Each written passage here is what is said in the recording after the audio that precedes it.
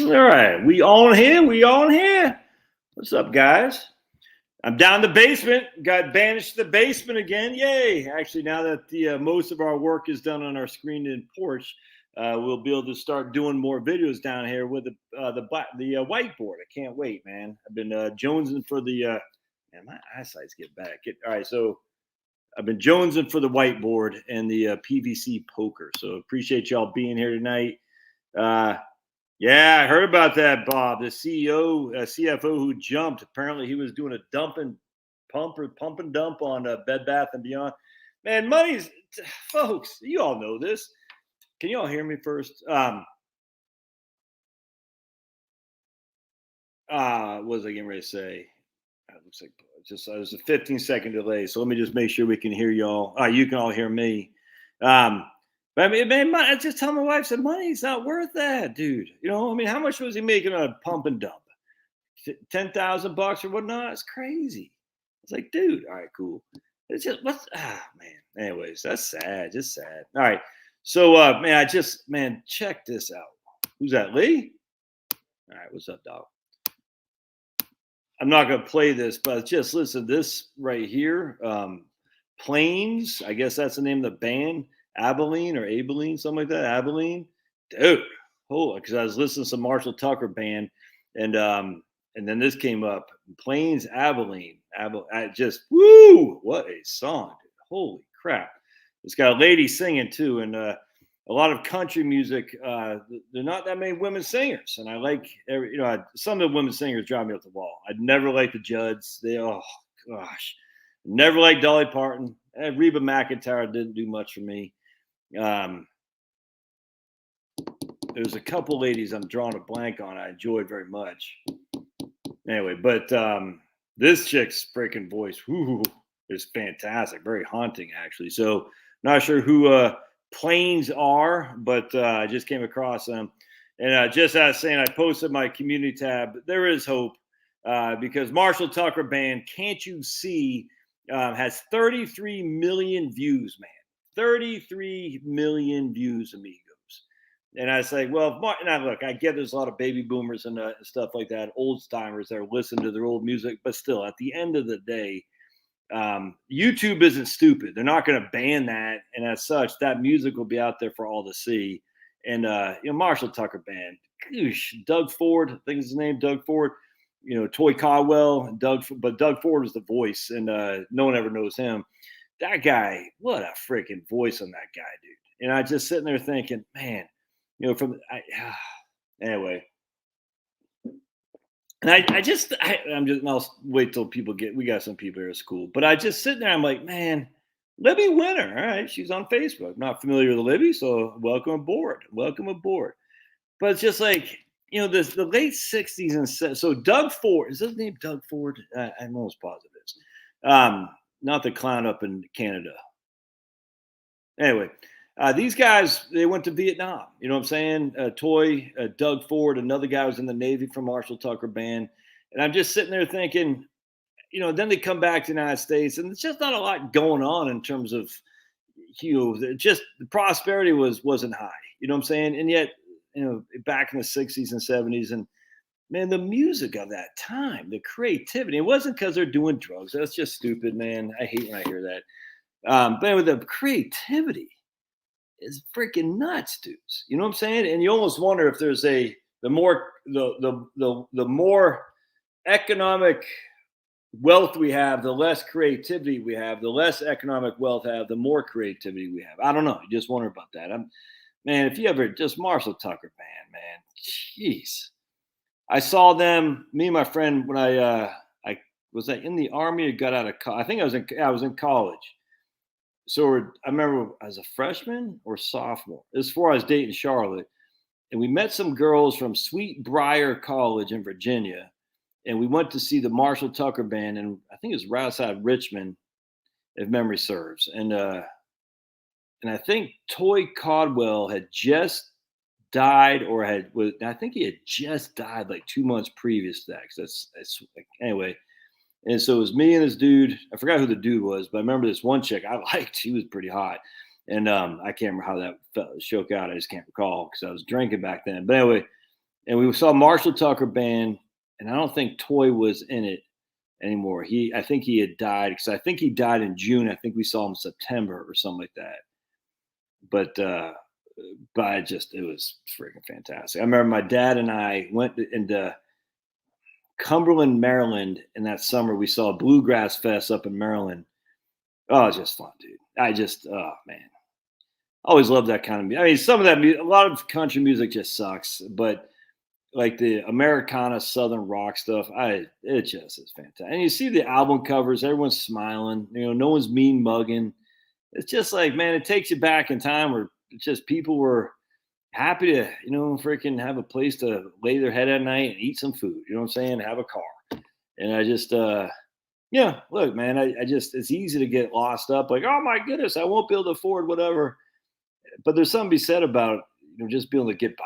And I'm saying that in a very, I get it, is, I'm saying, oh, it must be nice, but I don't know. It's just one of those things I was thinking about, because, the level of music back then it was divine, man. And it wasn't just rock and roll, it was Motown. I mean, it was just so much stuff going on. I mean, some of those black bands back then, just, brilliant. It's stunning how creative music was back then. You're just like, whoa. And now they got whatever the hell this stuff is. It's painfully embarrassing. It's painful. I liked rap music in the latter part of the 80s. Run DMC never did anything for me, but I liked, Eric B. and Rakim. I love Boogie Down Productions. I liked the first Public Enemy. They became racist and like that. But there's a bunch of, Raheem the Vigilante out of Houston, and there's all kinds of bands. Too Short out of Oakland. But then I enjoyed a lot of that. Kumo D, of course. Kumo D, my favorite rapper of all time. So I liked a lot of that rap music too. And it wasn't whatever the hell it is now. You know what I'm saying? And do they even still play rock and roll anymore? I don't know. And I'm not, it's, oh man, you new whippersnappers. And you listen to the early 1970 music, and I'm just like, dude. And it's funny. So I was listening to Molly Hatchet as well on YouTube just last night. Came on my feed, and this is from a concert in 1975, I think, in New Jersey. And it's just the guy had a shirt. I can't remember the dude's name, who's a singer. I'm drawing a blank.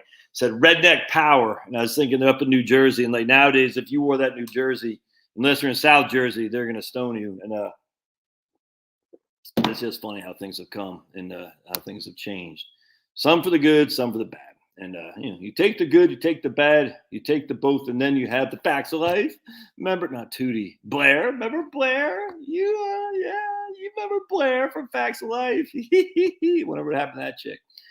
All right, so let's see what we got here. And I'm downstairs in the basement. We got a massive rain a few minutes ago, so my dehumidifier should be kicking on here.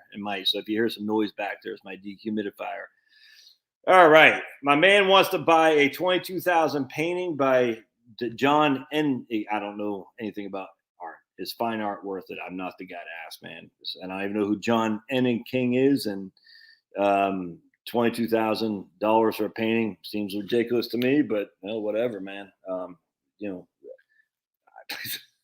not buying it. With that said, let's put it this way. There's value in all kinds of things, man. There's value in all kinds of things. You don't know. If you enjoy the painting, man, more power to you. More power to you. If you don't enjoy it, don't buy it. That's all there is to it.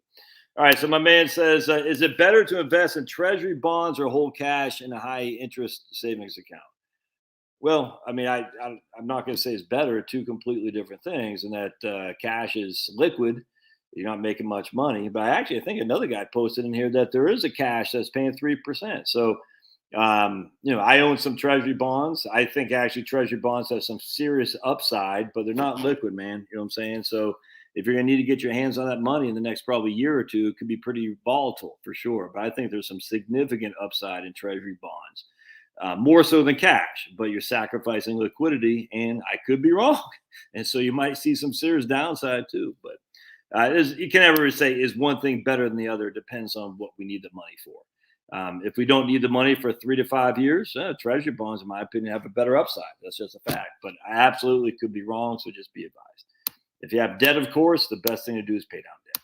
And just remember, my friends, as I said 1,000 times a Sunday, that debt leads to bankruptcy. Can't go bankrupt if you have no debt. And we witnessed that in 2008, and we witnessed that back in the Great Depression. I read you excerpts from my book from Carrie Meyer about Days on the Family Farm, and she talks in a couple different decades.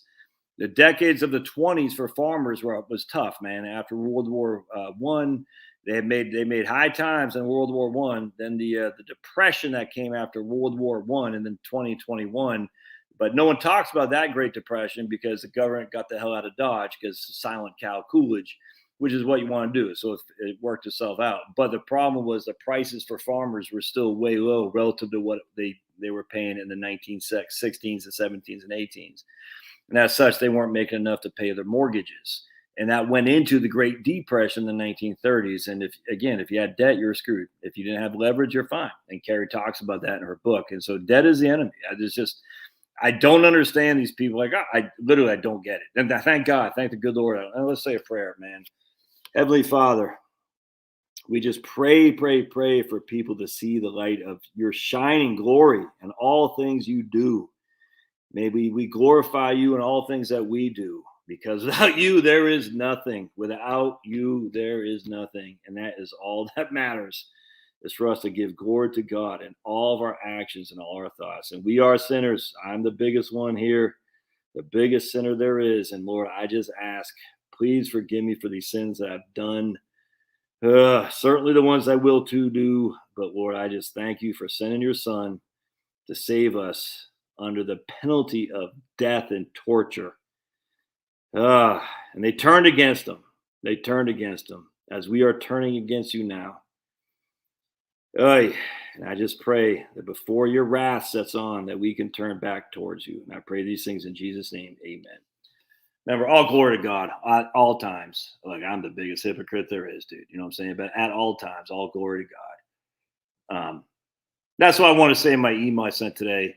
I just look, if you don't like, because I've had a number of people say, religious talk, I'm out of here. Then that's fine. Get out.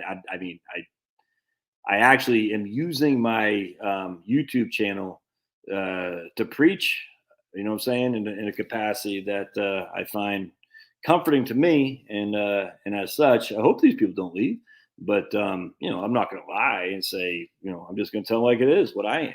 If that bothers people, I can't do anything about it. But if loving the Lord is wrong, I don't want to be right, man. All right, so here's old B. He's old because he says it right there. How dare you, old B? That's ageist. Did you see the new Ryan Long video from yesterday about ageism in Hollywood? He's like, if you're over 25, probably not in your 30s, but if you're over 25, I have a place for you in my Hollywood firm. But not 30. 30's pushing it. But we're not ageist here. Oh, my. Ryan Long is one of the funniest comedians out there, man. The guy is funny. If you're over 25. But if you're in their 30s, you're probably pushing it. We have a place for you, unlike Leo DiCaprio. Oh, my goodness. All right, so old B says, my wife and I will be 63 in November. No pensions or savings. Oh, no pensions or savings. All right. Live in Baltimore Metro, very expensive. If I wait until 70, I have paid in max, would get approximately $4,200. Wife not half. What's best? Okay, I don't understand. So he's 7 more. How are you gonna get by for the next 7 years? I assume you're still working. All right, so he's basically gonna get $3,400 a month at his full retirement age. At 67, he's 63 right now. So he was born, 1959? Is that right? Minus 2022 minus 63. Oops. Yeah, 1959. So his full retirement age is 66 years and 10 months. We're just going to say 67 months for simplicity. They're going to be 63 in November. All right, I don't know how they're living. Obviously, he's still working. If he waits until he's 70, he'll get his full Social Security of $4,200. His wife won't get half of that, but his wife will get half of $3,400, which is probably his PIA. So he'll get, at 70 years old, he will get $4,200, and his wife will get $1,700. Yeah, $1,700. So between them, they're going to get $4,200 at 70 plus $1,700. That's $5,900 a month, dudes. That's $72,000 a year. It ain't too shabby. But between now and then, what are they going to do? Yeah, that might be a case where you actually file at 67 just to open up the window so your wife can get half of your benefit. That might be a good case to do. So if you file at 67, I'm assuming he's going to get about $3,400 a month. His wife will still get $1,700 a month. So that'll be 5,100. Yeah, it's still 60. I mean, that's still $60,000 a year. Yeah, I might just file at 67 to open up your window so your wife can get the spousal benefit, their old B.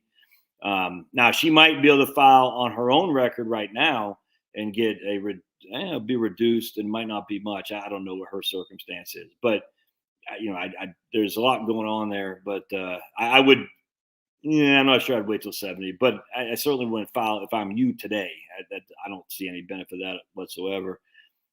But I don't know. I mean, this is why I said in my video yesterday. Some doctor, he's like, I'm a doctor, blah blah blah. Life expectancy. It's like this one. It's like he's like, you can't tell people to take Social Security early or whatever. It's like, dude, I'm not. I'm just rethinking. I'm thinking. That noggin that the good Lord gave us is used to think. It's crazy. All right. My man did not put it in all caps. I got a bunch of emails too, by the way. Directions, my friends. So if I run out of questions here, I'll go to my emails, but I did delete a number of them because I didn't want to have to go to my emails. But so let's read the directions. Trust me, if I can follow directions, and I hate following directions, you can follow directions. All captions so I can see it quickly. He has a necessary 40 credits for Social Security. However, he's affected by the weapon GPO. Does delaying Social Security benefit me in any way? Well, I mean, you delay Social Security. So remember, GPO doesn't affect you. It affects your spouse. The WEP affects you. So you're going to lose roughly $500, $550 on your WEP. So, yeah, I mean, if you delay Social Security, you still get more of a benefit because the WEP is a fixed amount, essentially, whatever that is this year. I don't know, $550 or something like that. So if you have $4,000 a month in Social Security, they subtract $550 from your WEP. If you have $2,000 a month from Social Security, they still subtract $550 from your WEP. So yes, absolutely. Now GPO only affects you as a survivor, and if he didn't say anything about that. So, oh boy, here's Dan. A lot of people don't read directions. Jeez Louise and blue cheese, everybody. Caps, all caps. All right, so this is the first time we're doing this. I'll let it slide this time. All right. Should we keep investing in the stock market? What are your thoughts about annuities? And wow. Can I predict the future? Yes, I can predict the future, and I guarantee I'll be wrong. So I just predicted the future, and I predicted it successfully because I predict I'll be wrong. Should we keep investing in the stock market? Man, I don't know. Come on, man. Jeez. I like annuities. I've done a million videos on annuities. I like them. Invest in gold and silver. Yeah. That's kind of a boring question. Let's get a little bit more specific. Let's go to Stacy. All right, here's Stacy Abrams right here. Stacy Abrams is on our YouTube channel. I'm just joking, Stacy. Just because you're black, named Stacy A. Oh my goodness, you're so racist, Josh. You think they all look like Tyson? Yeah. I'm just joking. So for all you out there, lighten up. All right, Stacy A says my job offers a qualifying health plan and an HSA. Is using this as an investment tool worth me paying out of pocket for a high deductible? Also, there's a cap for a yearly contribution. Yes, there is a cap on yearly contribution to the HSA. Off the top of my head, I can't remember what it is, $7,000 or something like that. If somebody else knows, put it in the comments. So this is what I would suggest, Stacy. I would be maxing out that puppy. HSAs are fantastic, 100%. I would not. So this is what I argue with my better half about, because she doesn't have the HSA anymore because she didn't take the jabby jab. So they basically said, you got to go if you don't take the jabby jab. And she said, basically, F you clowns. And now they're hurting and they can kiss my big fat shiny behind. Mandating the jabby jab. You hear what Susquehanna, whatever that school is, university is doing? Mandating the jabs for students, not just the jabs, the boosters. I think even the fifth booster, even though that was never tested on human beings, but not for faculty. Freaking, they can all. There better be a There better be a freaking politician on the right who, if it's on the left, I'll vote for him. At this stage, they better come out against Big Ed because we bailed these freaking ass clowns out, and there better be a doggone politician who comes out hard against Big Ed. The reverse Robin Hood, and it needs to be attacked with all that you've got. And it's not going to be Lindsey Graham. It's not going to be freaking Marco Rubio. It's not going to be Ted Cruz. I don't even think it's going to be Trump. It's got to be someone out of nowhere who comes in and says, we're coming after you, freaking scumbag clowns. You know what I'm saying? You are relying on the taxpayer dollars, and you are making violations of people's right to privacy to say they have to get the jabba jabba. Screw you and your high horse that you came in on. If you want student loan money backed by the federal government, you're gonna have to freaking fly right, dude, because you guys are all scumbags and you all kiss my big fat behind. The level of animosity towards higher education is growing by leaps and bounds, especially with the student loan thing, which is stupid. But I still find it funny. Oh, student loan thing for $10,000 while people are taking hundreds of thousands of dollars of PPP loans, forgiving too. But they hired people. No, freaking screw that stuff, dude. It's all taxpayer dollars. They weren't forced to shut down. Ben Shapiro wasn't forced to shut down. It's freaking crazy. They can all kiss my big fat behind. It's all a clown show. But the problem is the rich got richer. Dave Portnoy, scumbag, rich got richer with the PPP loans. And now we're just saying here's a $10,000 giveaway to college kids who got swindled by the freaking their own parents and the freaking administrators at these universities. Let's have some freaking empathy, man. Jeez. They're not all blue-haired freaks. A lot of these guys are electrical engineers who we're going to rely on, need to freaking manage our grid, to manage our water systems like at Jackson, Mississippi. But no, we're going to not do anything for these guys. We're going to do something for Dave Portnoy and freaking Ben Shapiro. It's freaking such a scam. If I was a Republican and I was running, I'm saying, you know something? I'm going after hard higher ed. Look at what they did to our youth. And I'm telling you, man, I would support you. I'd support you, man. Any Democrat that goes after higher ed, and I mean goes after them. So, and that they won't because the Democrat, look, I get it. The cabal controls everything. But what I'm saying is at the end of the day, there's a guy, remember Jim Trafficant? Remember him? Rush Limbaugh used to talk about him a long time ago. McKinney, Cynthia McKinney here. She was righteous. I thought she was crazy. Now I realize I might have been the crazy one. So we had Trafficant, Cynthia McKinney, and then up in Boston, BU, John Silver. But there isn't any like that anymore. They're all gone. There is no righteous Democrats. They're all nuts. All gone. So we're left by default with the idiot Republican Party. And I despise the Republican Party. Oh, because they're just so Nikki Haley. Oh, please, no more. I can't take it. I can't. I haven't watched Fox News probably 5 years. I guarantee you Fox News can be all over Nikki Haley. God. I can't take it. All right. So anyway, point being is before I go off that tangent. If you're new here, I do these tangents where I just go off. Sorry, I might not be the YouTube channel for you. If you're like, I wish you'd stick to the issues. That's what they used to say to Rush Limbaugh. He called them the stick to the issues crowd. I always love when Rush talked about football and his golfing outings with Trump and stuff. I always love that stuff, man. And people are like, stick to the issues. Damn, Rush. He's such the idea that they thought Sean Hannity was going to be the next Rush Limbaugh. Sean Hannity's such a putz. All those guys, even Laura Ingraham, wasn't she big on the jabs too? I think she was. Freaking soul. It's like that guy from Bed Bath & Beyond, man. He literally sold his life because he got caught in a pump and dump scheme. And Sean Hannity, Laura Ingraham, and all these guys, you know what I'm saying? Freaking Ben Shapiro. They anyway, all right. So if I were you, Stacey, all right, I would freaking load up on the HSA. I'd let that sucker run tax-free until you retire, until you get older. I'd look at my HSA as my method for long-term care should I need it, which isn't very probable, but there are going to be some health expenses you have when you get older that you don't have now. Tax-free, tax-free, tax-free. Let that sucker grow tax-free. And pay out of pocket, just out of cash flow for your other stuff. That's what I would do. HSA is so freaking awesome. By the way, and I don't have a relationship with my dad anymore, but I haven't talked to him in 21 years. And it's okay. It's okay. Just because they're your dad or your blood doesn't mean you have to deal with crap. You know what I'm saying? But he was very active. Him and John Goodman at the NCPA, National Center for Policy Analysis, um, health savings accounts, medical savings accounts. I used to curry. My dad had a newsletter called Health Benefits Letter when we lived in Alexandria. And when I got out of the army, I was living in his house, and I just did some part-time work. He'd print off his newsletters, and I used to curry it to the Russell office building.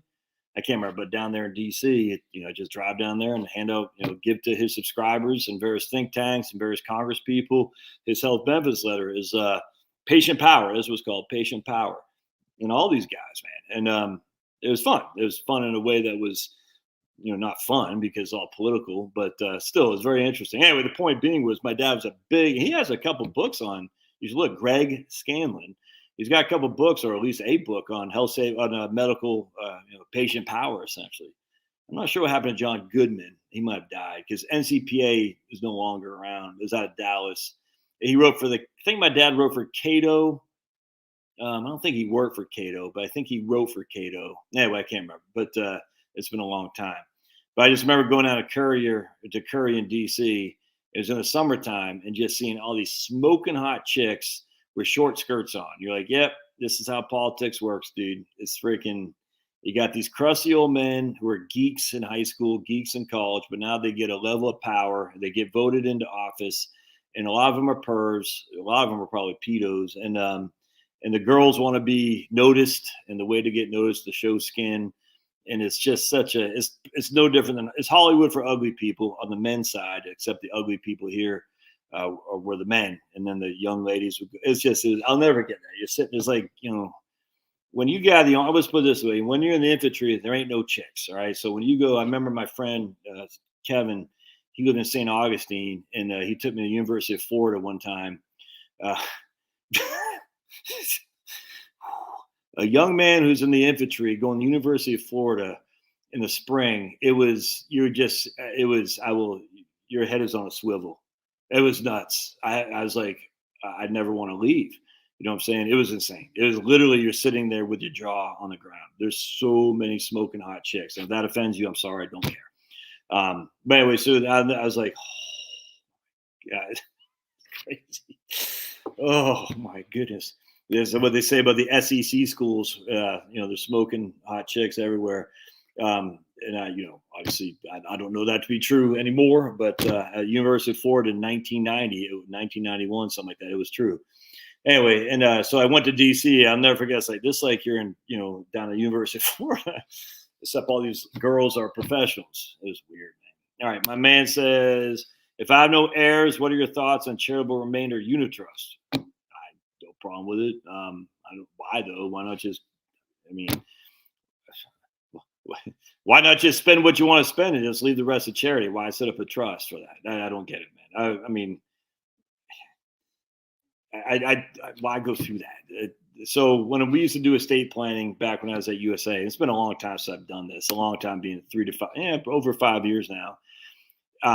They call it elephants. Everyone's shooting an elephant, setting up these charitable remainder trusts, all these charitable lead trusts. Then they started with these donor advised funds, which is pretty cool. It's a poor man's trust, all kinds of different trusts. And it's just like, it's such a pain in the ass. I'm like, why go through all this red tape, all this, when you just spend the money and leave what's you got left to charity?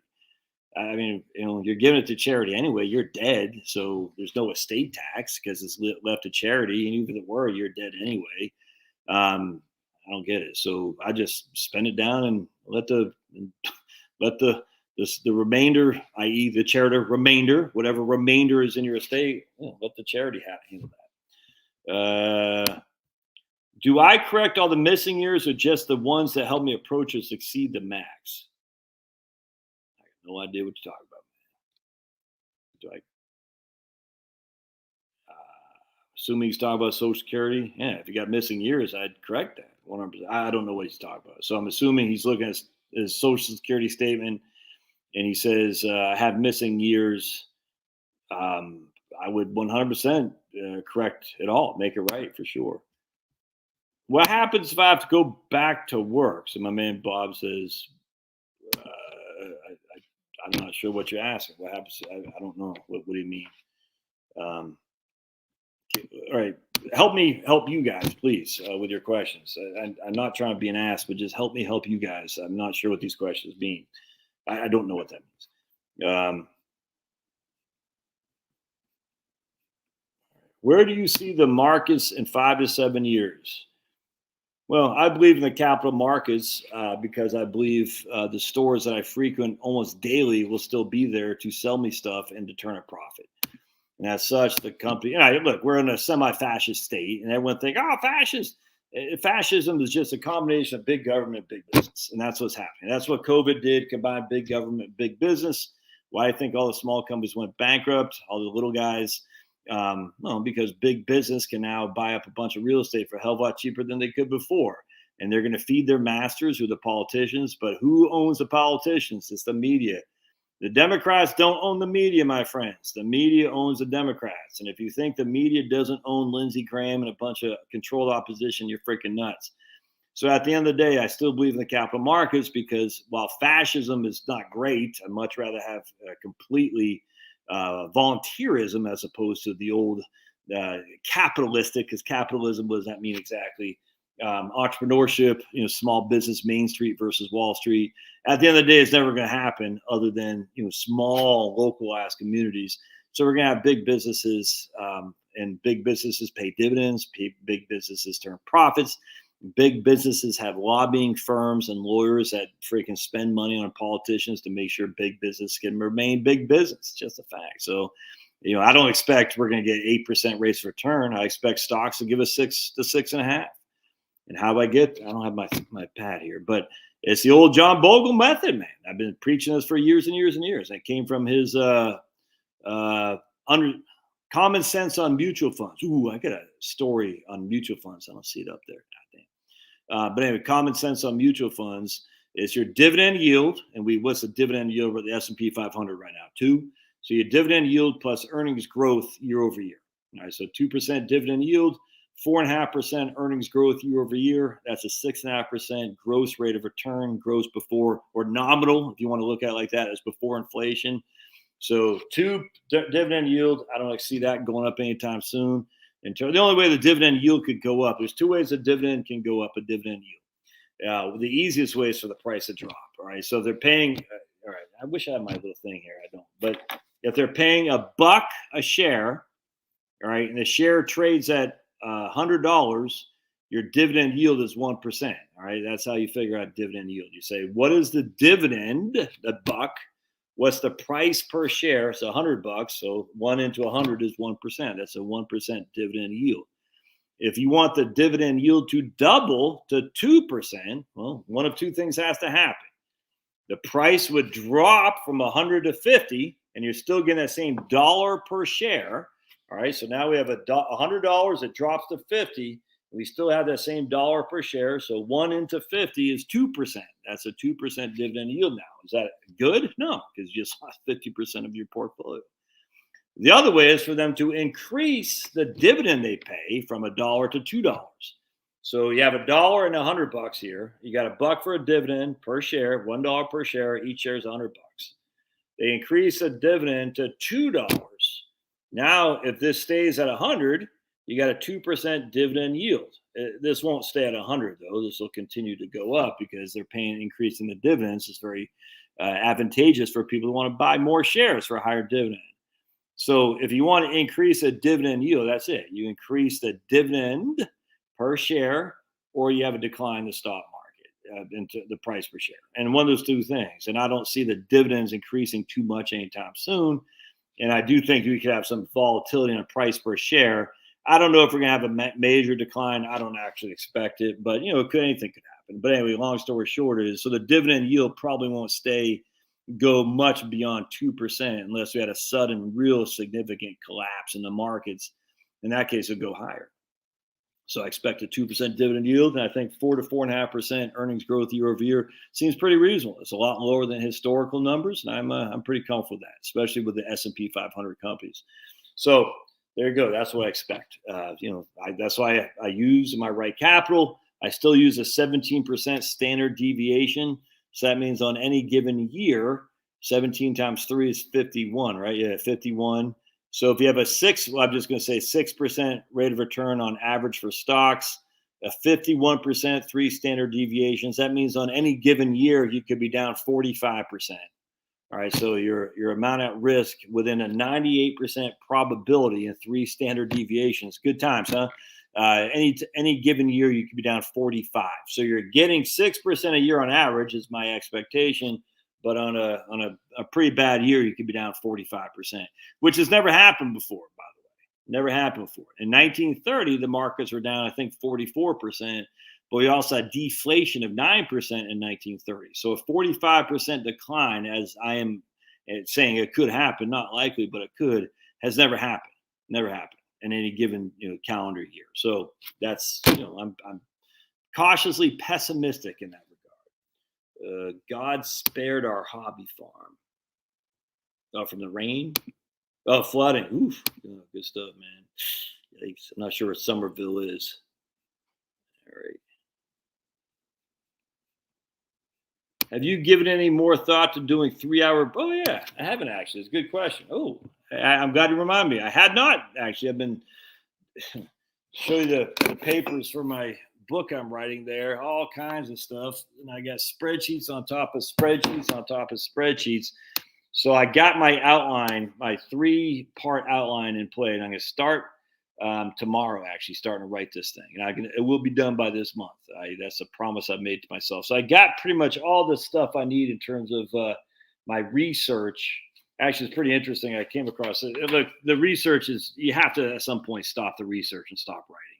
I enjoy doing the research. I also think it takes me away from having to do the hard labor, which hard labor, I grant you, writing is not hard labor, but writing, it just, you're like, ugh. But I love just looking up spreadsheets. It's just fun, but it takes down these rabbit trails, and I got to stop doing that. So I got what I need now. Anyway, I came across this right here. Very interesting. Housing cost as a percentage of income by age.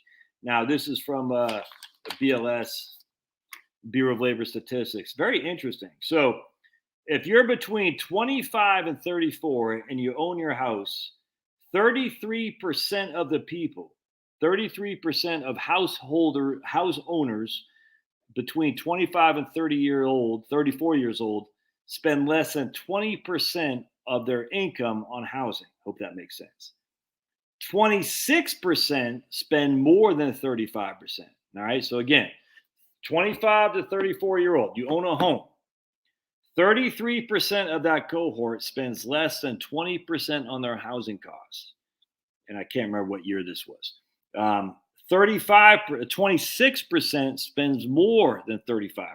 Interesting. So this is a next one. It's a 35 to 64-year-old cohort, which is kind of stupid, but if it doesn't matter, we're going to run with it. 35 to 64, 45% of homeowners in this age group, which I would fall into, spend less than 20% of their income on housing. Whereas 23% spend over 35% of their income on housing. Interesting, huh? Householders over 65, i.e. retirees. 53% of homeowners over 65 spend less than 20% on housing. And still 23% spend more than 35% on housing. The interesting thing here is the number of homeowners who are over 65 are 80% of the population. Isn't that interesting? So, hell of a lot more homeowners as a percentage of other households relative to younger folks, and a hell of a lot more people who spend less than 20% on their housing costs. Isn't that interesting? And lo and behold, why would that be? Oh, they paid off their mortgage. Shocking. Now, what's interesting here is 23% spend more than 35% of their income on housing. Now, that's very misleading for a couple of reasons. One, because the CPS, the Current Population Survey, and the government statistics have yet to identify an easy way which is stupid. But on their surveys on how to decide how much income retirees are taking from their IRAs. It's very convoluted. I don't know why this is such a problem. It's been going on for years and years and years. Someone remind me to tell you about survivor benefits for Social Security. It's going to freaking piss you off. It's going to piss me off too, just if someone can think about it. I have a story about a lady. I can't believe Social Security Administration is still doing this. But anyway, so they have yet to figure out how to to decide how much income retirees have from having to take distributions from IRAs and 401ks. They don't know how to calculate that. Or at least I should say they don't know how to ask the question so that they can calculate it. So we know for a fact that the income for retirees is way underreported because they don't know how to ascertain how much people are taking out from an IRA or 401k. This is stupid. So anyway, 23% are paying more than 35% for the housing. Another thing that's interesting about that is, well, let's say you only have 40,000 a year in income, 40,000 a year of income. You're like, I don't really spend that much money. I just chill. I play with the dogs. I read books. I go outside and raise a couple tomatoes. And that's pretty much all I do. Every now and again, I'll turn on. My wife is watching the U.S. Open, but we're certainly not going up there to watch. So if I got $40,000 of income and I'm spending, we'll say 40%, I'm spending $16,000 a year on my housing costs. I'm not paying any taxes. If I'm married filing jointly, that still leaves me $24,000 a month. That's $2,000 a month on other things.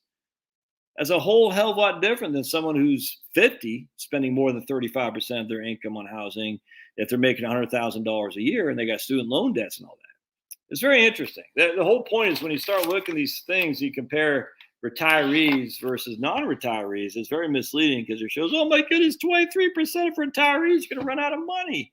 Stupid. There's just no evidence of this. There is none. It actually, one of my biggest pet peeves is how many people fall for this. I don't understand. I mean, I get it. Look, I did a video. What did I do? I did a video yesterday. Are you prepared for a 2008 scenario?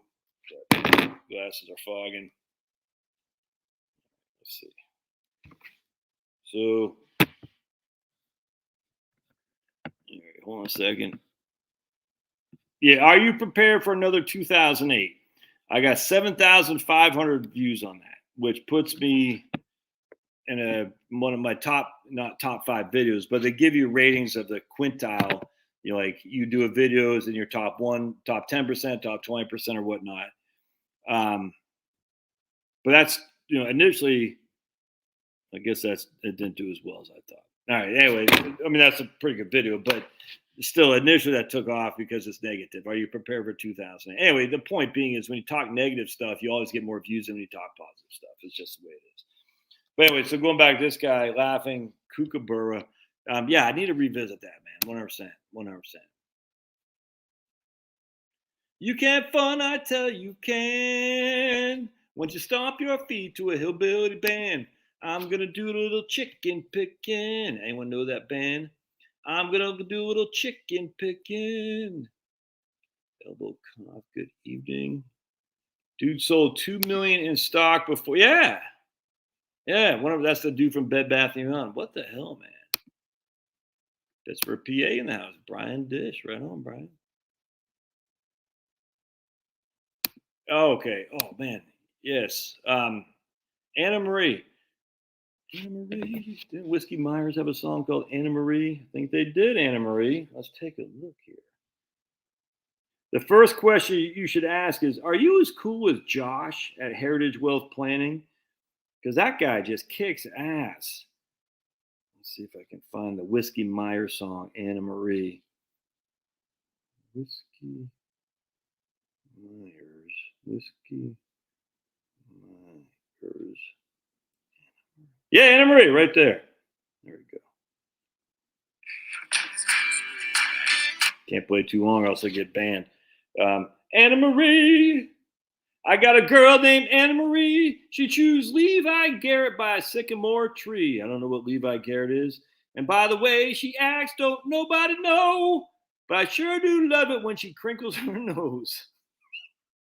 Okay. Some weird lyrics there. What would I ask? Someone asked me this the other day. Theater. She said, if my only income is Social Security, that's what she said. If I make 90,000 a year, but my husband and I in Social Security, what's my tax? That's a great question to ask. All right, so you hear me, Anna Marie.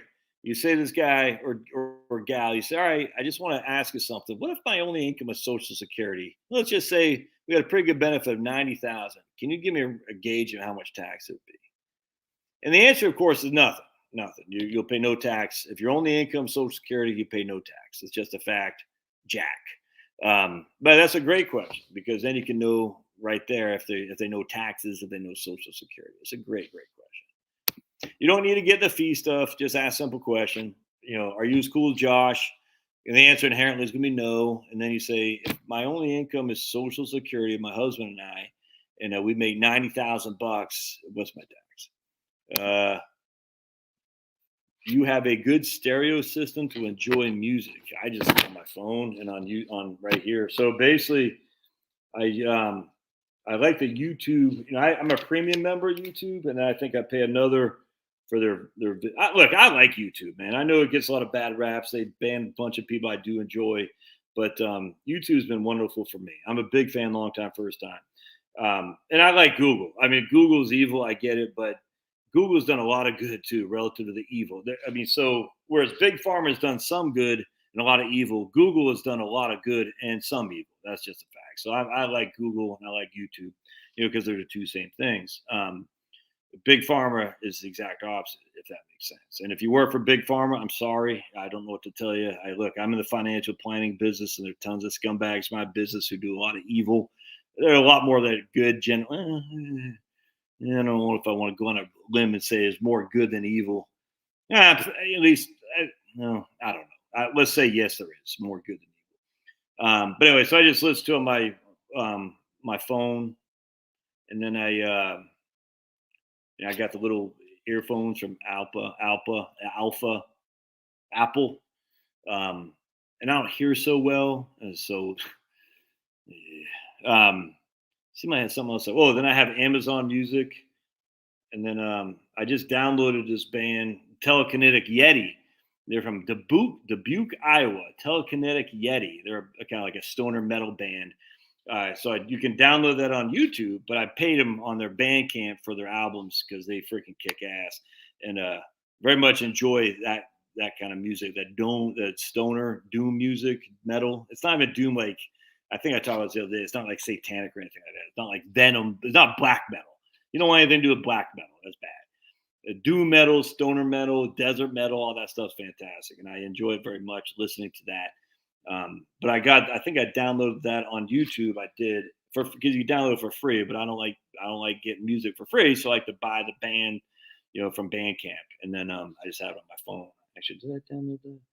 The problem is I used to have Amazon, had a ton of crap on Amazon, but I can't get access to it anymore. It actually kind of annoys me. I did download George Thorogood. Which album was that? On Amazon, their Amazon Music. Yeah. A very eclectic taste in music. Yeah. So I don't pay here's, Telekinetic Yeti right there. Let's see if I can. Just one sec. Got to pause it so I don't get boomed. One sec. There we go. They sound a lot like a band called Floor or Torch I think those guys are out of Florida. Anyway, long story, a long time ago, I believe it or not, my friends, I used to have a record label, and I had, I think I've said this a million times, probably been a while, but I had bands. I did a couple runs of CDs. I had a couple, I never signed band, wasn't like that or anything like that, but I was a good promoter, man. I had, what the hell do we call it? Not cosign. It was cosign. Anyway, I had people all over the world, man. Brazil, Russia, uh, Japan. Basically we'd swap, stuff, and I can't remember what that was called. It was a, yeah, I can't remember. Man, I had a freaking my whole office was full of just CDs, 7-inch records, 12-inch records, all that, cassette tapes even back then. And I used to trade, and I'd go to shows.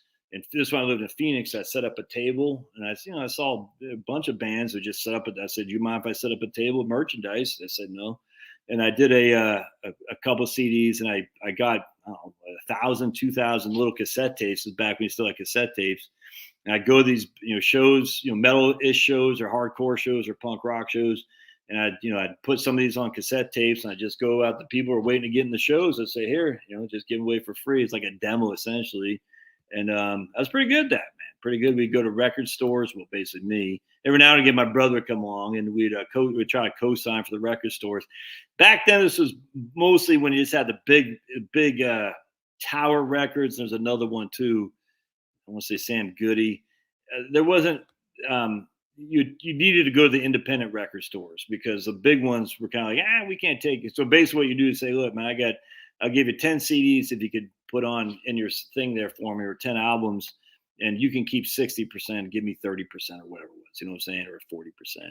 And a lot of record stores would find that. It's a good way to get it out there. And I used to set up tables at community colleges. Did I ever go to University Arizona State? I think I went to ASU a couple times, set up tables and stuff, and I got kicked off. Was it ASU? Maricopa County Community College. I got kicked off because I didn't have a permit to set up there. And then I said, all right, well, screw you guys. So I said, I came back with flyers. I put them in the cars, where you put them in the windshield wipers. And I got an email saying, if you do this again, we're going to send the sheriff after something like that. I forgot what it was. But it's fun. It's hard work, man, but it's fun. There's a guy, I forgot his name, Tony something, out of Victory Records out of Chicago. And that was kind of like they were just coming. It's pretty well established, but not to the extent they are now. And I'm not even sure if they're still around now. But anyway, I had them in my sights. I said, I think I can beat these guys. You know what I'm saying? Anyway, but and then Maddie came along. So I had to put a kibosh on that, which is good. Being in with bands sucks, dudes. All the bands think they're the best. They think they're all the next freaking best thing since sliced bread. And they all, you don't want to work with musicians. I don't say that. You don't want to work with bands because they think they're all that in a bag of chips. You're like, dude. So I did a compilation CD, and I did it. I paid for it all. You know what I'm saying? I did it. And I'll never had a couple guys say, it sounded like it skipped right here. I said, how much money did you put into this? Nothing. So shut the hell up. It didn't. No one could have heard it. I was like, I don't care. You know what I'm saying? Okay. Then you can, no one heard it. I mean, no one except the guy. I'll never forget this guy. It's funny because this was actually a pretty good band out of Phoenix. And the drummer used to be the drummer for kind of like a thrash metal band called Whiplash. And I enjoyed it. They were pretty good. But I'll never forget talking to that guy. I said, dude, he goes, it sounds like it skipped. And this guy was a pain in my ass. I said, dude, come back to me when you pay money for this. Because right now it's all on me. You know what I'm saying? And he's like, well, I just think it should be good. I said, all right, well, I can take you off the freaking thing if you want. You know what I'm saying? Freaking get the hell out of here. And then I had anyway, it was just fun, man. And that was, I don't know why I went off that tangent. But I very much enjoyed it. I just like getting stuff from all over the world. Brazil, Japan, Singapore. We had all kinds of just guys sending stuff back and forth. It was fun. There's these oi bands out of Japan. Japanese Wolves and Sledgehammer. That's what's called Sledgehammer out of Japan. So the Japanese guys playing oi music, and it was good, man. And it was, oh my goodness. There is some serious metal coming out of Japan. I bet there still is too. And oi is a metal, but it's just like, you're like, damn. Nowadays, all the best metal is coming out of like Greece and stuff. It's crazy. Like the metal I like, you know what I'm saying? It's nuts. And I don't pay that much mind to it anymore, but it's like Greece and Sweden's always kind of black metal. That stuff never did anything for me. It's like I don't like that. But like Greece and a couple other countries out there. Anyway, I can't remember, but some of that is great. Anyway, Japan, I'll never forget that. And the only way I found out is I had a guy we swap albums with out of Japan. I forgot that guy's name. I remember like it's yesterday. Oh, so much fun, man, doing that. But as you get older, you got to get a career and you got to make money to pay for your family. I wouldn't trade it all. Would not trade a thing. So good experience. I'm glad I'm not doing it. Let's see what else we got here. Hey, Alonzo, my man Alonzo Hall's back. All right, cool beans, All right. Parton is amazing singer-songwriter. She never did anything for me, man. Going to be on my CRC study later tonight. I don't know what CRC is. Heard it in a love song. Can't be wrong. And Doug Ford, right? All right, so we got Red Rum. Yikes. Hello. So both wife and I are federal employees. Wife retired last year, and I retired, and I will retire in August of next. We both get FERS, but I've been looking into annuities that pay about $2,000 a month on top of FERS. All right. Then he adds on down here. Thoughts on using IRA to fund this type of annuity on top of FERS? Do you need it? I mean, you're already getting a pension from the federal government, and I can't see how old he is, so I'm assuming. I'm not sure if he's law enforcement, but if he's law enforcement, he's going to get the supplemental too till he's 62. I don't know. You're going to get Social Security. You're going to get your FERS annuity. I don't know why pension. Why add to another annuity to that? I don't know. I'd be hesitant to do that. If you're going to get a pension, your wife's going to get a pension. I can't tell if you're federal, if you're law enforcement or not. I don't know, but we'll assume you're not. So we'll assume you just get the FERS pension. Both get Social Security. You got a crap load of money in your TSP. I'm not sure I'd add to it with another annuity. I just don't see a huge benefit of that, frankly. I like the TSP. Big fan of G-Fund. How do I convince my better half to retire with a 1.5 million net worth and 100K pension before Social Security? I'm not in the business of having anyone convince anybody of anything. You know what I'm saying? And the reason for that is because there's no positive for me. I can get some water. I would just tell her, to be perfectly honest, who's this? David Gilmore. Gonna drink some fluorinated water, because fluoride, we really want it in the water stream, because there's nothing better than supporting the John Rockefeller clan with his residue from all his fossil fuels of fluoride. It's great because we got to keep our cavities at bay. Yeah, okay. It's all scumbags. Just put it in the water supply. That's what they want to do with statins. Put it in the water supply. Science. At this stage, if you don't question science, I don't know what to tell you, man. I'm probably not a good channel for you. Science, Josh. It's science. Yeah. Science. Lawrence Krauss. Science. Yeah. Stephen Jay Gould. Science. Clowns. What were we just talking about? Oh, so how do you convince her? Look, I just say, look, sister. Life expectancy now is 76 years old. You don't have to tell her that's for infants. That's infants. But you can just say at the end of the day, people are dropping like flies out there. How much do we spend? We spend $100,000 here. Well, we get $100,000 in pension. I don't know if you're going to get Social Security or not, but yeah, it is. How much do we possibly need? I mean, freaking health is wealth. And if your job is, maybe she likes her job.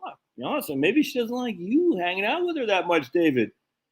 I know that seems odd, but my better half, she's like, when I quit my job, it's like, isn't it great, Charlotte? I'm here all the time. I'm thinking, yeah, I'm here all the time. The kids are at school. And she goes, yeah, it's great.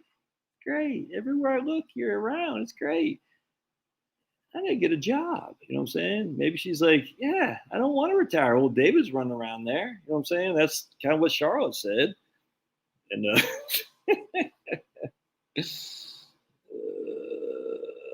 Dogs by Pink Floyd. Right? Will. Thanks for my service in the Army. Well, thanks for paying for my college.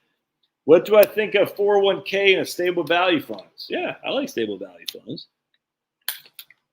As a recent performance, Toy Caldwell's daughter came up and sang her. Will the 1% buyback tax force companies to increase dividends instead? Probably. Well, I don't know. I'm not sure how the 1% buyback. I don't know how that works from a. Remember, dividends aren't. They're double taxed. So they're taxed to the company making the money, and they're taxed to the shareholders receiving the dividend. So dividends are double taxed. I'm not sure how the 1% buyback is that going to be considered a business expense. I don't know how that works. So, but yeah, I would think that increased dividends for sure. We got Marylander here, Judy VIP. What the hell kind of thing is that right there? What is that? Hurting in a love song. I would think wealth would free you to be creative, or maybe wealth comes from being busy and exhausted generating it. Is 60 too late to fund a Roth? No. Come on, Anna Marie. No. Ariana Grande is great music. If Monster Pig is making, if he ever says anything like that again, he is going to get banned. Because I tell you, that is disgusting. What is it with these white chicks like making their fake, trying to look half black? What is this about? You know what I'm saying? All, with their fake tan. What I don't even know what the hell it is. You know what I'm saying? Ariana Grande, she's not Spanish, to my understanding. She's white, but they're all trying to make themselves look like half black. What is that? I don't get it. It's weird. It's weird. It's like I don't like this. I mean, look, people do whatever they want to do. I'm like, just be who you are. I mean, look, I get it. You want to look hot. I get it. And people like tan girls. I get 100%. You know what I'm saying? But it's like, I don't like this stuff where it's like trying to, all these white girls trying to be so like, and then like, oh, it's just weird, dude. It's strange. On the other hand, all these black girls with their fake blonde hair. What the hell is that about? I don't get it. It's weird, man. Like, just be who you are. What the hell? Yeah, Hollywood and music industry is so freaking evil. So evil. Again, going back. All right, we'll keep going. For the 5-year rule on a Roth, it's already gonna make my head hurt. 5-year rules on Roth. Will it reset if I move from one provider to another? No, it will not reset if you move from one provider to another. Woo! All right, thank goodness. I was able to get that. Corn.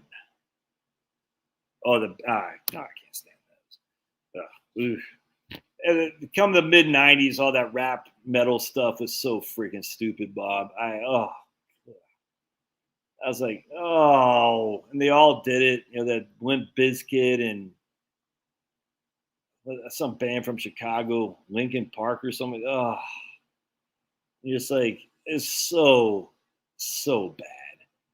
It's so blindingly obvious what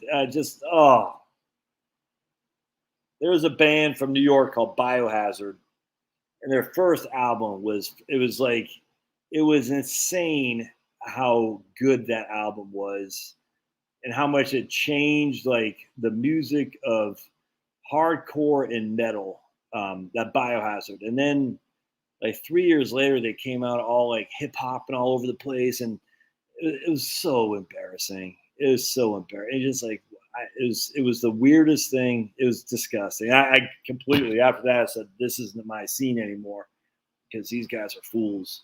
I couldn't like Biohazard was crazy. I'll never forget that. I was sitting there and there's a guy named Rob, White Trash Rob, from a band called Blood for Blood, and he talks about it on his YouTube. Well, it's more of a face, I guess, YouTube. White Trash Rob.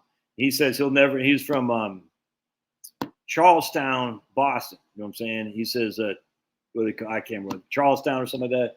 He says he'll never forget, you know, because he like loved Biohazard. He goes, when they came out all hip hopping on MTV Raps, like, yo, Ricky, Radkey, whatever the dude's name is, what up? And he's like, he went outside and he stomped on all his Biohazard albums and stuff. He said, I can't believe this. It's embarrassing. It's funny because Blood for Blood actually was a band I saw up in Boston. I think it was, I'm almost positive them, it was the last night I ever drank. I'm almost positive it was Blood for Blood. May 25th, 1997. Don't tell Charlotte. But me and some of my friends from the Washington, D.C., North Virginia, we went up to Boston. I had a friend from the Army who's living in Nashua. And we stayed with him, and we were going to see Blood for Blood at, I think it was called The Rat in Boston. And he had a guy who had just gotten out of prison from Miami who had, he's a white guy in Miami. And if you're white or Spanish or black, you're going to go with your own crew and get tattooed accordingly. So he had all kinds of tattoos on his skull and everything. And a pretty hard guy, this guy. And I didn't know him, but somehow my friend knew him. This guy was in the Army with. And we went to the show to see Blood for Blood. And they didn't take kindly to this guy's tattoos on his head.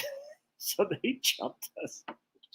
and we got out. It was pretty funny actually. I mean, it wasn't funny at that point. It's kind of scary, but we survived obviously. And that night we got back to this guy's. We went to another bar in New Hampshire, and we got drunk as a skunk, and we went back to his house. And I can't remember. I was like puking. I can't remember. I literally woke up the next day.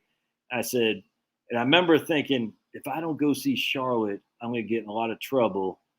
I can't really remember that much. That's so drunk. But I just remember feeling like if I don't see her, I'm gonna get in trouble, and she's gonna break up with me because I think I told her I quit drinking. I can't remember. I don't remember the whole thing, but I remember sitting there thinking, all right, how am I gonna do that? I think what I did is I puked all over my clothes. I only had one outfit or something like that. I think we had to go back to DC to Virginia that day because I think I had to work the next day. I can't remember. But I said, I'm not going to be able to go see Charlotte. And I intended to go see her. I forgot. But anyway, long story short, that was the last night I drank. I'll never, because I said, dude, and and that was May 25th, 1997. So that's my story on drinking. And now it is September 3rd, September 4th, 2022. Your old buddy Josh, 25 years and a couple months. No alcohol has touched these lips except for one time. Twice actually. One time only. Charlotte and I I was part of the American Legion back in Virginia, and we're at American Legion dinner, and I wanted a ginger ale, and for some reason the guy put like rum or something in the ginger ale. And this is like in 2003 or 4, something like that. I remember taking a big long drink. It's like, whoa. I remember it hit. I was like, you know what I'm saying? Like when you. And I don't really drink that much. I just like beer. I didn't drink that much alcohol. But when you drink hard alcohol, it makes you warm. You know, so like, whoa! I remember I was like, ugh. And I said, dude, I can't be doing that, man. I was kind of pissed. I was like, dude, I want to say I was struggling, but I was still like, this is something I got to remove myself from. And then another time, just recently, the girls went to where the hell did they go? Italy or something like that, and they brought back these chocolates. And is in Italian, so I couldn't understand what the chocolate said. I think it said liqueur or something like that, and I was like thinking licorice, you know what I'm saying? So I said, all right, I'm gonna eat one of these chocolates. It said liqueur, and I ate it and said, whoa! I said, it says I'm thinking it's licorice, liqueur, and we looked up and said, no, that's liquor. So it's like liquor in their chocolates. I was like, damn, man, I didn't get drunk. I remember I was like, whoa. I just like beer. I didn't like getting. I mean, I like getting drunk, but I like beer. I liked beer. Beer, and the gradual leading up to getting a nice buzz was, it was like kind of like when I used to smoke, and driving back and forth from Fort Drum back to see my dad's house in Virginia. You're smoking while you're driving. You know what I'm saying? It's like it's the whole process. Not just of the cigarette hitting your lungs and you're up there. It's like the whole process of open up a pack of Newports, packing the pack of Newports, open it up, taking the thing, rolling down the window. The whole thing is like an anticipation of that first drag. You know what I'm saying? It's like it's the anticipation.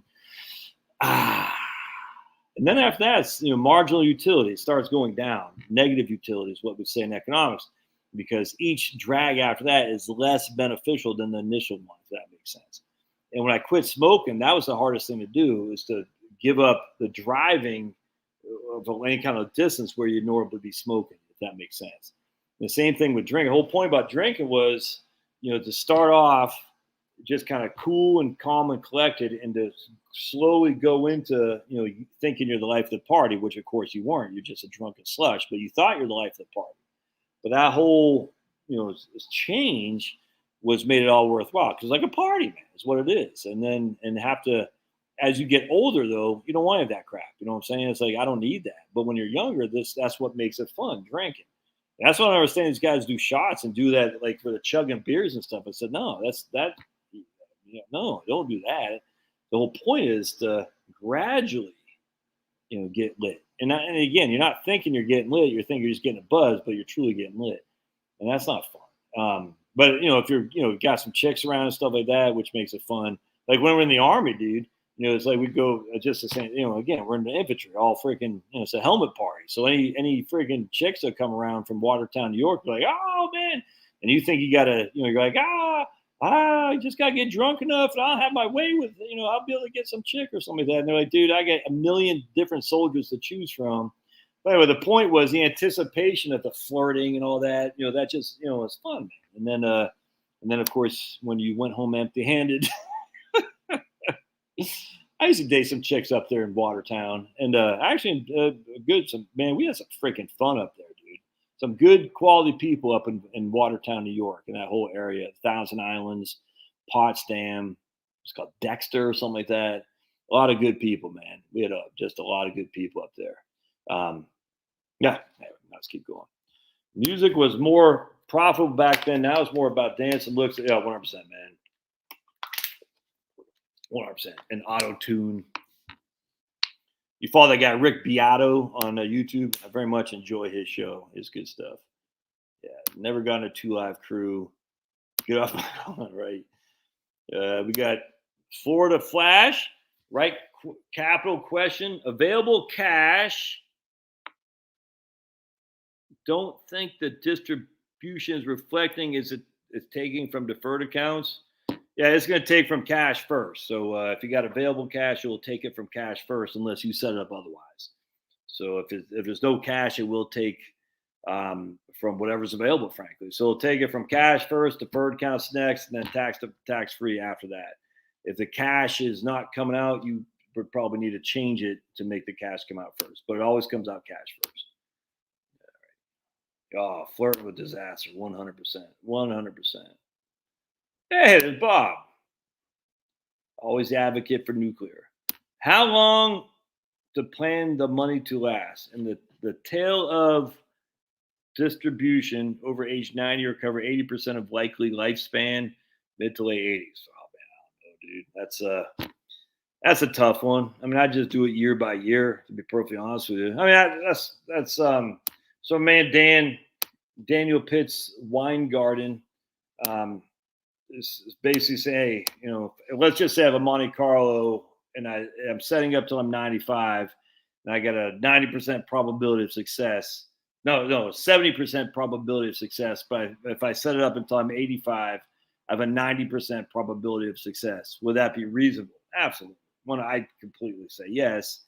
I mean, here's the way I look at it. Once your mortgage is paid off, and you're on Social Security, this is one of the other reasons why you want to defer Social Security. But again, man, the worst case scenario is you'll have no debt and Social Security.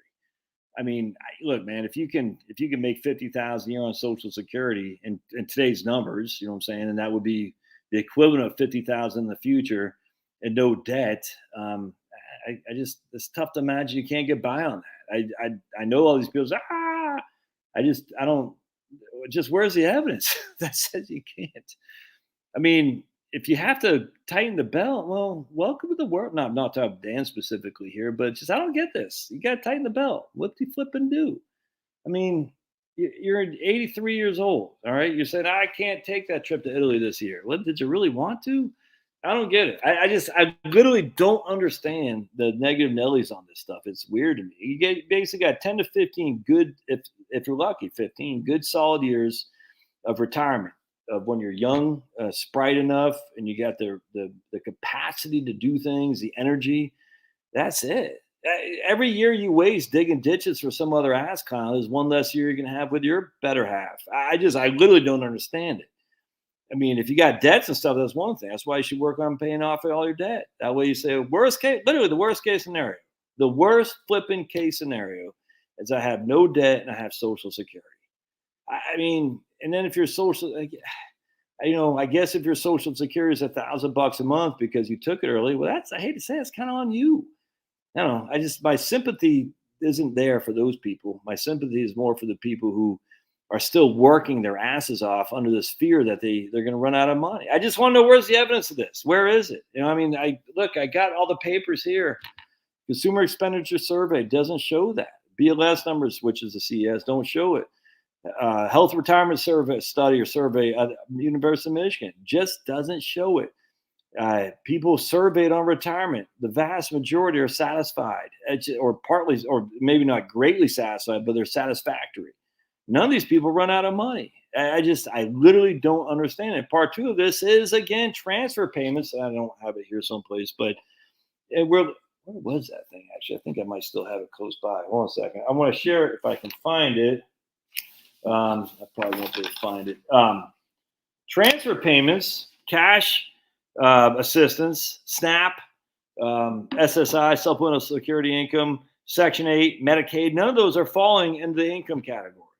So all these poor people, that doesn't include all the welfare benefits they get. I mean, it's like I was listening to Owen Benjamin yesterday, talking about having to pay taxes. He goes, I don't get it, man, because I completely agree. He goes, I don't mind paying some taxes. I pay freaking $10,000 tax on $100,000 income or whatever. He goes, that's that. I'll take that any day of the week. I get it too. I'm just the same thing. It's like, look, I mean, at least we know what kind of cabal we have that's managing us. You know what I'm saying? It's like all this. I gotta pay no taxes. I'm like, okay, so you're not gonna pay tax now. You're gonna get a different cartel that comes in there. And it's gonna take a hell of a lot more than your taxes later on if you're not careful. If that makes sense. Anyway, the point being is, I just want to see any evidence. Where is the evidence that all these people are destitute? And it's just not there.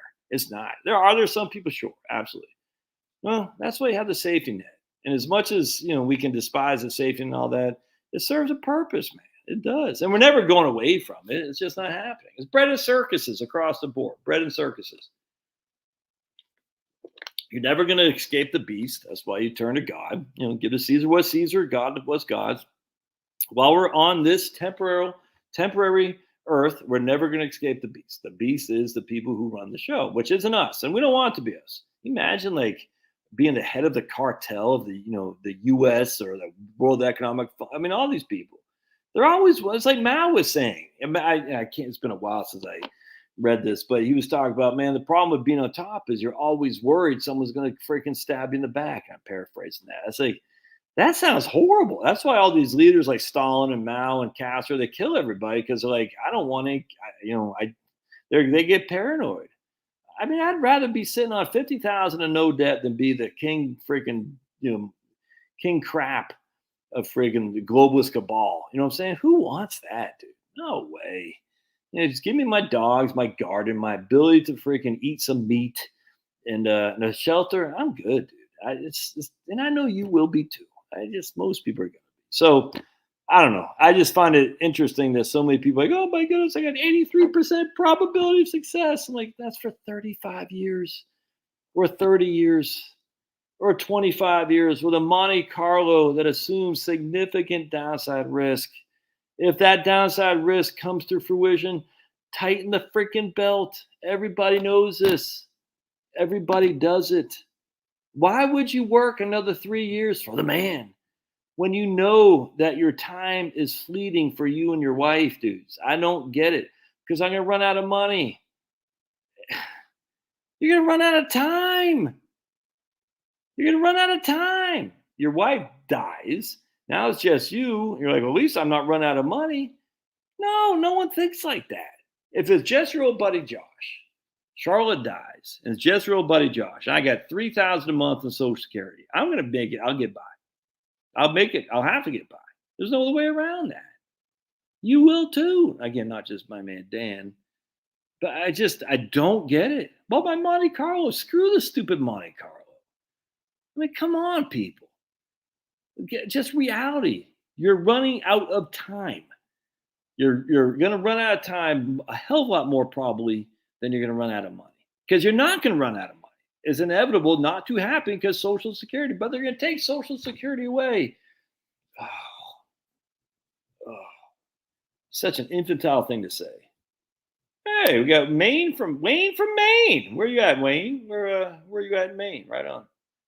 I like I-bonds. Big fan. Long time, first time. Whoa, my credit union is paying 4% up to 10,000 schmackers. That's fantastic. Praise the Lord. I had a friend that asked his dad if he could go see Molly Hatch, and his dad said, that's classic. Oh, man. All right, here comes this guy or lady. I sold one of my 2 rental homes, $500,000 profit. Damn. What do I do with the profit? I got no idea, man. I got no idea. Sounds like you're pretty keen on rentals. House I live in still owe $500. Oh, I'd freaking pay that sucker off, man.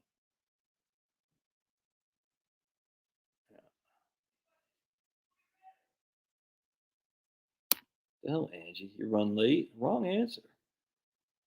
Yeah, look at my man, fully invested in rent. I don't see rental properties going anywhere negative. I mean, I absolutely could be wrong, but my goodness, come on, people. People need a place to live. They're not building very many houses. I just, I don't want anything to do with it. I'm too lazy. You know what I'm saying? But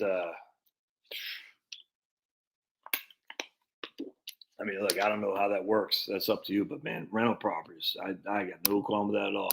I just heard about a tax white angel. Oh boy. I just heard about a tax referred regiment account and some kind of, I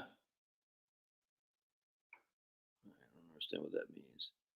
All right, here's Greg Miller. So I have my truck, RV, and house ready to retire and go to work for my son part time. What is stopping me? I do a fidelity. I come up 111%. 100. I came out 111% success. You're nervous. That's what it is. You're nervous, man.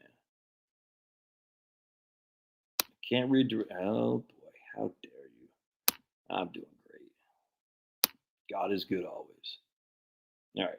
I'm fully invested in a rental. I'm thinking of selling a couple that have cash. Wait for the drop in stocks and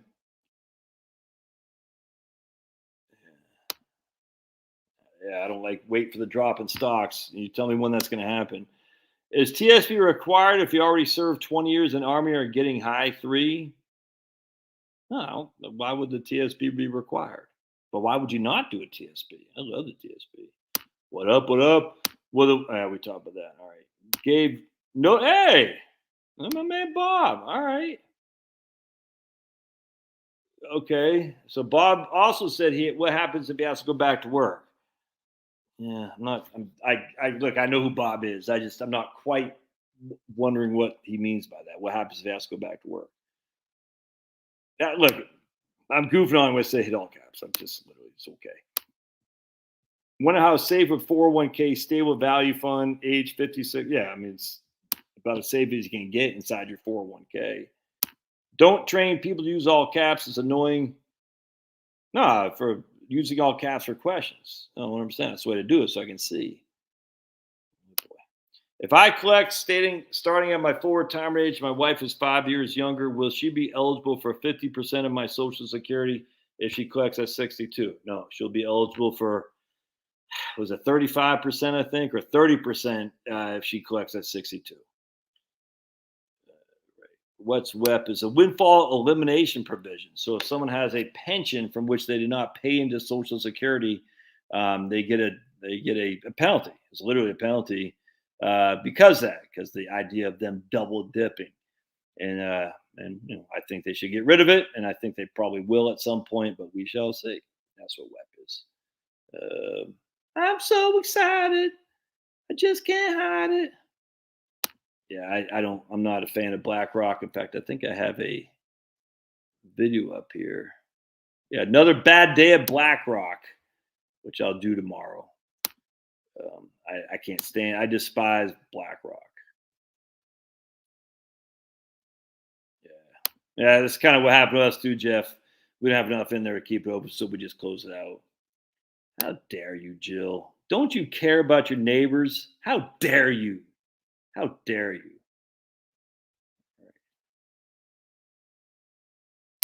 Where is the best place for an 18-year-old starting bet? I just do it, Schwab. I love Schwab. Schwab kicks ass. Not if it doesn't look like shouting if I ask people to do that. It does look like shouting. If I say, can you do that? Come on, guys. Jeez. I'm shouting. I mean, come on. We know this isn't shouting because I asked them to do that so I could see if it's a question. Why is my retirement plan stable value fund only getting 1.1%? Well, I don't know, but I would. That tells me it's more conservative, which means it's probably going to be safer, frankly. But I don't know why. You'd have to look at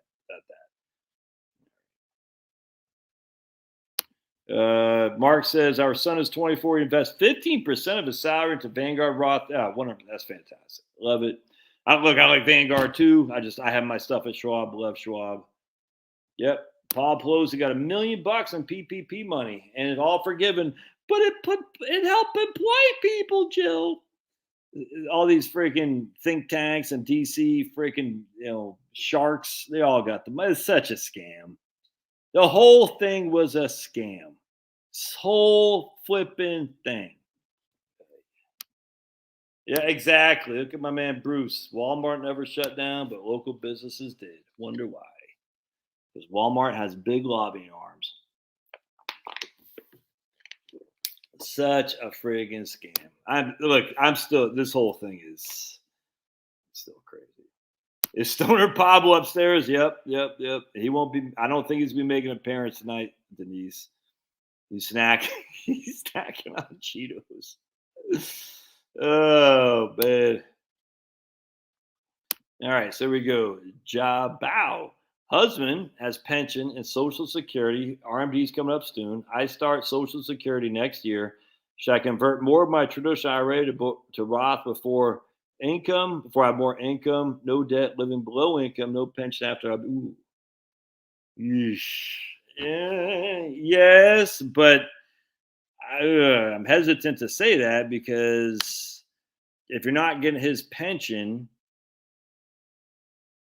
I don't know. I don't think I would, because the widow's tax trap, where it's not going to affect you so much because the pension will be gone, and so you're starting out from zero, essentially, zero income. Whereas if you have the pension, if a survivor benefit, you'd be starting out probably already in the 12% tax bracket. Yeah, I don't think I'd be doing that. On top of that, I'm not sure the tax that you're going to lose, given that you have no survivor benefit on the pension. There's no guarantee that you're going to make it up with the growth tax free in a Roth. I'd be hesitant to do that. Unexplained sudden adult death syndrome. The biggest risks, apparently, to young, healthy people now are sleeping and doing exercise. Who would have thought that sleeping and doing exercise would be very, very dangerous to young and healthy people? It's crazy. Yeah. Hey, that's interesting. I had never really thought much about it. In fact, it's ironic that you asked this today. I don't know that much about it, but let's just put it this way. I was reading about Nikola Tesla today, and I said, this is weird. So he died on the 33rd floor, right? On 33rd floor in whatever hotel in New York City he was working in. His office in 1895, I think, was in between 35th and 33rd Street, someplace in New York City, and it burned down. All right, this Nikola Tesla. He died on the 33rd floor. And again, I don't know. I can't validate this. I'm just reading Wikipedia. His office in New York City, when he's building his all his stuff, and he had started to really develop some significant experiments, was basically said 33rd and 35th Street, whatever it was. I forgot what it was. The building he was on burned to the ground with all his experimental papers and everything. Nothing else happened. The building fell, but the other buildings next to it were fine for the most part. This is what got me kind of a little bit nervous. The fire truck that came to put out the fire belatedly, because everything burned, was truck number 33. And in 1933 was when he came up with his theory of unlimited energy or something like that. Anyway, so I never paid much mind to that numerology stuff.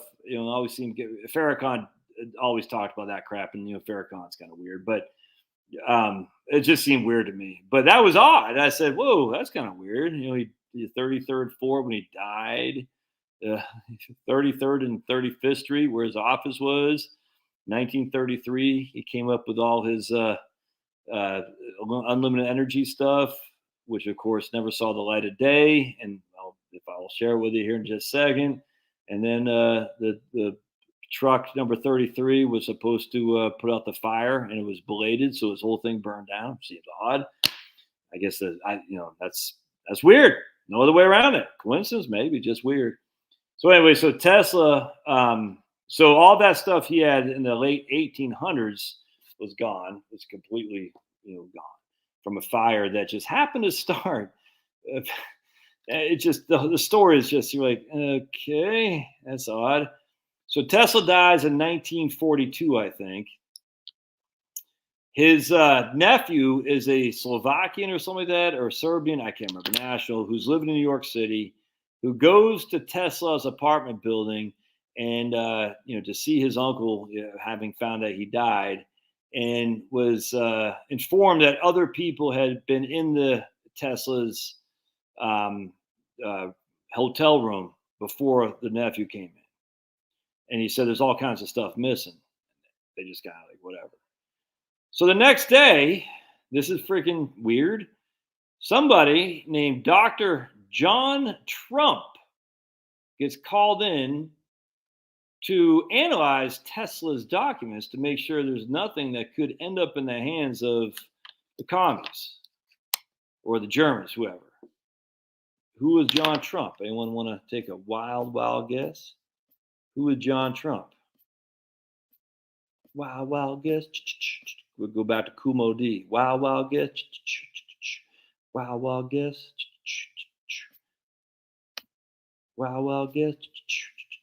Wild, wild guess.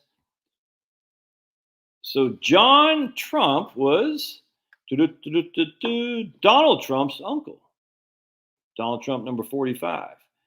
Why was John Trump, because he was an MIT electrical engineer, Donald's uncle, was called in to look at all of Tesla's documents for 3 days. He had all these documents. And later he said there's nothing there. But yet the documents we don't have access to. A lot of it was lost. Some of it was actually sent to Tito in Yugoslavia to use for the Soviet Union as opposed to us. There's a lot of weird stuff in there, man. No other way around that. And then we have the Tesla Edison stuff with AC versus DC. And then you learn the story of his whole thing. His granddad comes here from Germany, Bavaria, is a barber in New York City at the age of, I think it's 13 or something like that. And then like at 20, he goes to Seattle. He makes a little bit of money, not much. He goes and sets up hostels, like prostitution rings, essentially, in Yukon, where the great gold rush of the Klondike is up in Alaska, I guess Alaska, wherever the hell that is. I mean, he's like 21 years old. He makes his, quote, fortune there.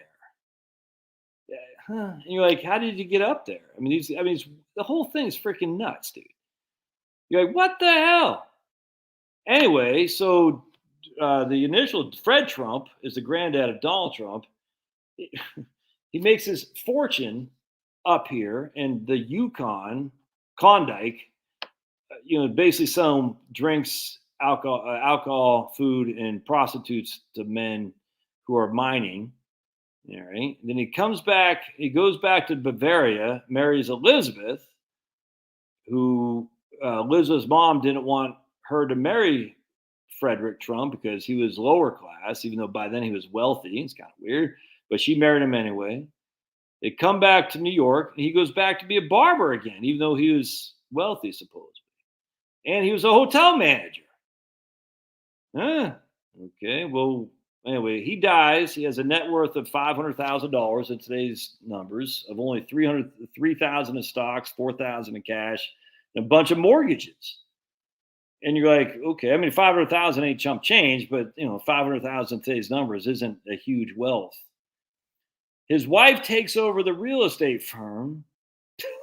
The thing is just Elizabeth, but because she's a woman, she's German, and by then it's right. He died from 1917, and because she is German, get out of here, buddy. I don't care. Just ban Rob Scully. What? All right. Why don't you leave? I gotta let everybody know I'm leaving.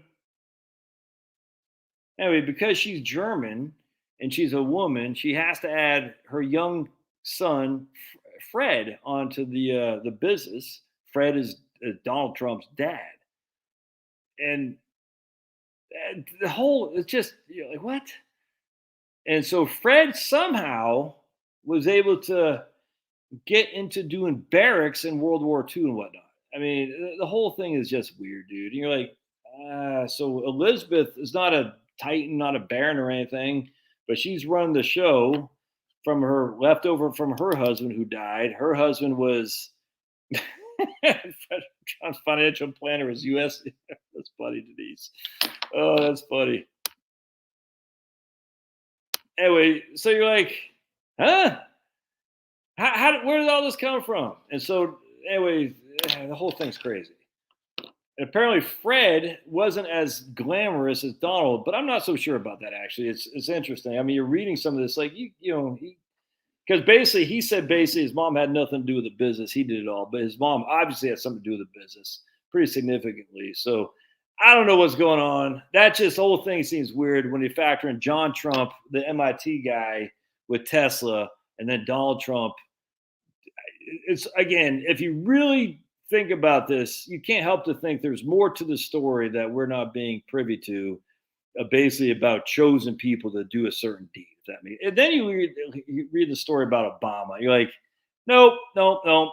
We've been lied to about Obama. This is nuts. You know, you should look into the Obama history. It's freaking crazy, and you recognize, you know, I mean, you think, and I can't validate this. It just makes sense to me. Is you say there's a number of people who are chosen to be put in various capacities of whatever. And at some point, they're going to be picked or they won't be. They're going to say, we need you now, Obama, to step up. We weren't sure if we needed you or if we needed that guy, but we need you to step up. And Donald Trump, I don't know. It's weird because you like read these histories, like that doesn't make sense. How did Obama become so famous? The whole thing's crazy. Anyway, so you're sitting there thinking, so Trump, all that history. Here's a poor guy from Bavaria, and that becomes his grandson becomes a president, and his freaking one of his sons has basically acquired all the documents from Nikola Tesla. A lot of weird stuff in there, man. A lot of weird stuff. So I don't know what to make of all that. I find it interesting. Anyway, the point was, as my man asked, hey, shout, look at Jeremy. Jeremy, oh man, he's sticking it to you, Denise and Jeff. Why does it bother you guys? It's weird. I don't get it. Why does that bother you so much? I mean, that really bothers you? I don't get it, man. It's just words. Anyway,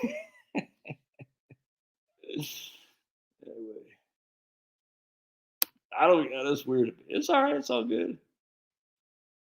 Kroger brand Cheetos are too salty. I've never had them. That are planning for retirement decade and more from now. Yeah. Minnesota backwoods drifter. I'm one of the elite.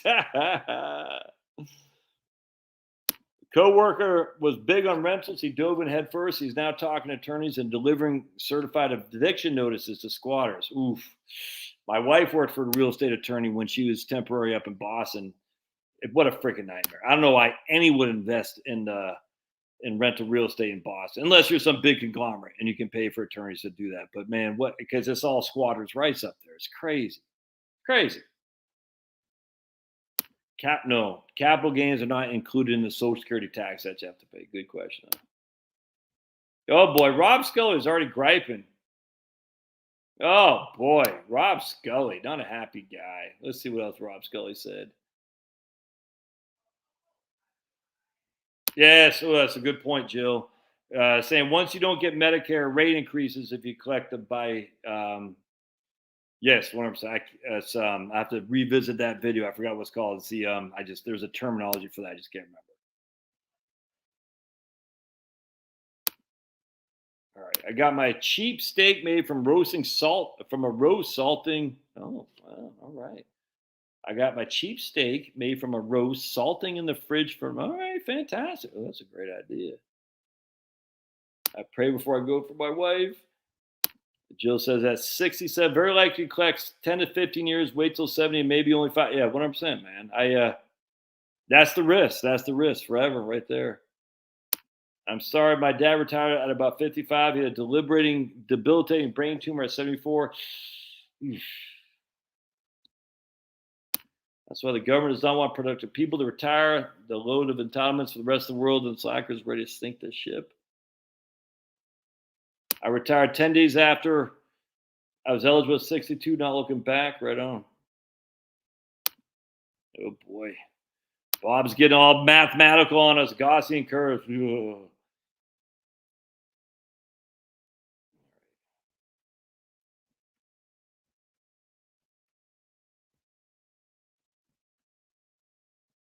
$62 while getting Obamacare. I'm just trying to go through these. I went forward a lot here. But see, that's what I'm saying right here, Jeff and other Denise. You can't say who's having these side conversations, which I like. I enjoy that a lot, but I just can't tell. All right here. Nice job. My dad stopped drinking at 30 years of alcoholism, cold turkey. That's 22 years ago. God bless him, brother. All right, here's my man, Chicken Charlie. What happens if you draw from a traditional IRA, pay 10% penalty, but months later you change your mind and you want to put it back? What happens to tax? You got 60 days. After that, you're done. You can't put it back in. So at least you used to have 60 days. I'm almost positive you still do. So if it's more than 60 days, you can't put it back in. You're done. So just keep that in mind. All right. See why I like the caps? Because now, but at least he says, question, Josh, if your husband waits, this is the old lady, new to DR. If your husband waits until he's 70 to claim Social Security, all right, 70, when is the earliest time that a spouse can get her spousal benefit? Can she put in a claim at her full? Yes, what I'm saying. So, yes. So if he waits till he's 70, the earliest time you can get your spousal benefits is when he files, as long as you're over 62. So you could get it at 62. It's just going to be reduced. But yes, if you wait, you can put a claim at your FRA 100% and get 100% of your spousal benefits, which won't be 100% of what he got at 70. Just be very clear on this. If his if PIA is $3,000 a month, just for simplicity, your spousal benefit is $1,500 a month. That's if his PIA is $3,000 a month. If his benefit at filing at 70 is $4,000 a month, your spousal benefit is still $1,500 a month. I just want to be very, very clear on that. You don't get half of his benefit at 70. You get half of his benefit at his PIA, right, of his PIA. And I hope that makes sense. If you take it at your full retirement age, you'll get that. If you take it before your full retirement age, it will be reduced from that $1,500 a month. Fun, huh? You think that's fun? You should see Medicare. Medicare is a nightmare, which is why you always get a broker to handle that stuff for you. Chester Bennington, Lincoln Park. That band, True Vocal Horse. Yikes, he killed himself. Ugh. Check out Acoustic Alchemy Jamaica Heartbeat. Nice. Main speakers, dual. I've made a recent video that mentioned converting 100,000 Roth. I thought 10,000. No, you can convert as much as you want, Mike. You can literally convert your whole thing. There's no max on conversions. Tell I love music so hard. How many minutes has it been so far? All right. So Jill, remember we got Jeremy Grantham has been predicting doom and gloom.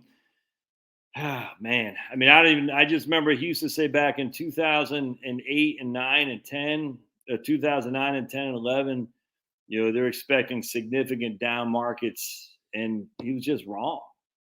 I mean, will he be right this time? Yeah, maybe. But, when you're wrong for that long, at some point you just got to say, I don't believe a thing he says, because how much money have people left on the table who listen to that guy? Never mind the fact he's a big glib green clown. I mean, he's a faker. He's another Leonardo DiCaprio faker. They're all fakers. But what I'm saying is, when they're sat wrong for so long, at some point say, okay, he's been calling this for years. It's kind of like the climate change people. The sea levels are going to rise. The sea levels rise at 1 millimeter a year. 1 millimeter is in a decade. Maybe it's a decade. I can't remember. A decade, I think is what it is, actually. Something like that. And it's just nothing. Nothing. Yeah, so at some point, you're like, dude, just shut the hell up. I'm not you, Joe. I'm just saying Jeremy Grantham.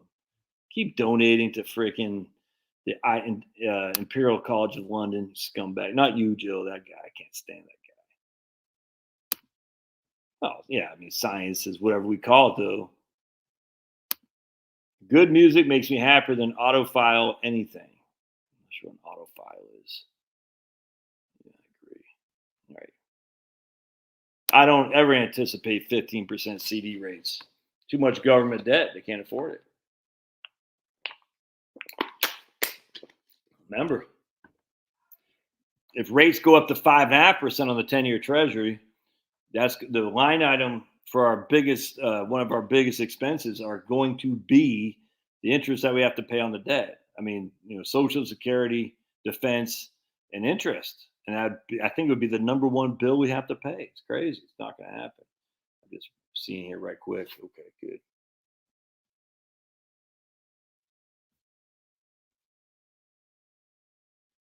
Yeah, I absolutely think the market could drop another 20%. Happens all the time. Remember, the average market from top to bottom in any given year is 14%. So every year, essentially, not every year, but on average, the market falls 14%. So a 20% decline, that's nothing. That's a big fat nothing burger. Happens all the time. All right, we're just going to kind of scroll down to the bottom here. You made me feel like dancing, can dance night away. All right. My wife retired early as mass state worker with 30 plus years this past January. She still has part-time job as per diem nurse. All right. Since before I met her and married her 20 years ago. Freaking awesome. Wills versus trust. Well, you need a will, so there's no wills versus trust. Let's just put that in there. Versus PODs and TODs. So remember, TOD for a brokerage account, POD for a bank account. But I always want to know what we're trying to accomplish with a will, with a trust. I want to avoid probate. If that's all we're trying to accomplish, you can avoid that quite easily with PODs, TODs, beneficiary designations, and you're still going to go through probate. Your trust is still going to go through probate because things have to be probated. These people like probate's such a pain in the ass, really. What 7,500 people die a day in the United States? Essentially 7,500 different probate accounts are opened in all the various counties in the United States. A few of those are a pain. The vast majority go through no problem at all. I've never understood this. Got to avoid probate stuff. I mean, ideally, your investable assets, you avoid probate with transfer on death, payable on death, beneficiary designations. You always got to get a will. But what are we trying to solve with the trust? I always say that. If it only avoid probate is it, I would suggest a will and PODs would be the way to go, and TODs. But I don't know your circumstance. I just think a lot of people make a bigger issue than it needs to be. I'm not an attorney, so it's not legal advice. Is 60-40 passive indexing dead? No. Nope. All right. As a general rule, do you recommend 100% joint survivorship? I want 100%, 100% joint life survivorship with a 20-year period certain. In fact, I just talked to a guy emailing back and forth the last couple of days. Well, he's not married, so it's for a single life annuity with a 20-year period certain for him. A joint life annuity between you and your wife with a 20-year period certain. That's what I recommend. Now, that doesn't mean it's the best way to go. It's completely up to you, but I like that. It covers both of you guys. As long as one of you are breathing, it's going to pay out, and at least for 20 years. So if you guys both die simultaneously, your heirs will get whatever it is that's left for 20-year payout. I'm a big fan. All right. I think, let's see here. I think I get out of here, man. I'm getting tired now.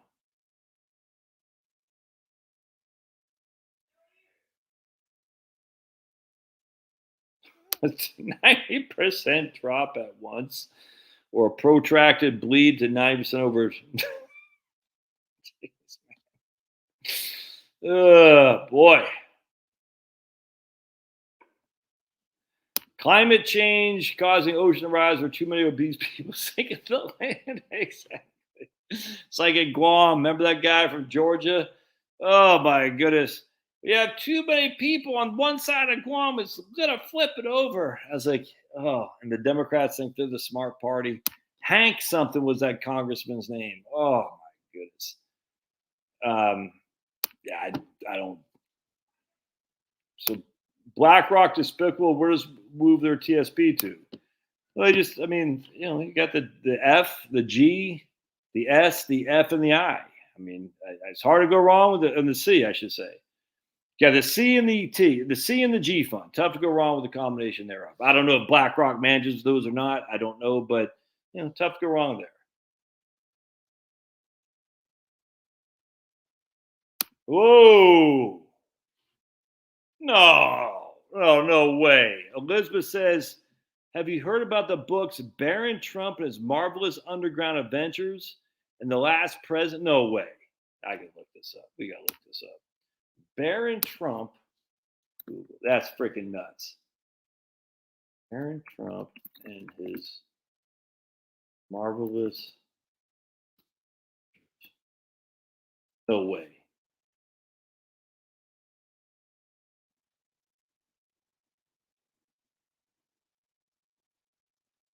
Dude, that's crazy. Yeah, look at that. Check this out.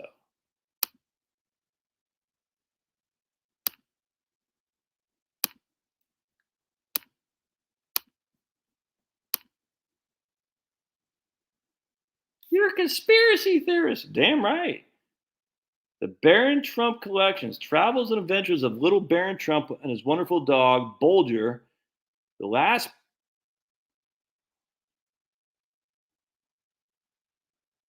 A wealthy boy who lives in a Trump castle.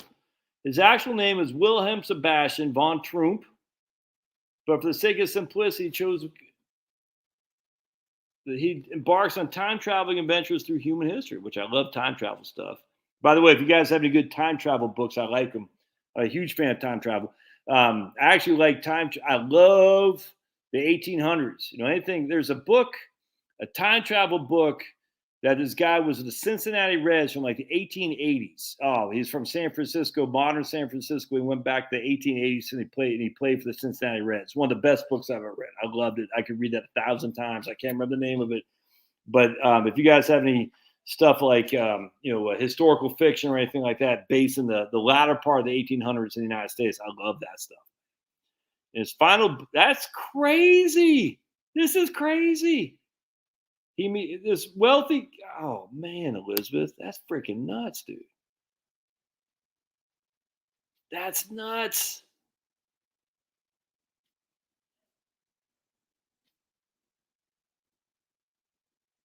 Get a stereo system. You earn it. And you should enjoy music more. The market says so. We're not gonna have a Great Depression. I agree. Hank Johnson. It was from Tennessee. I thought he was from Atlanta. All right, gotcha.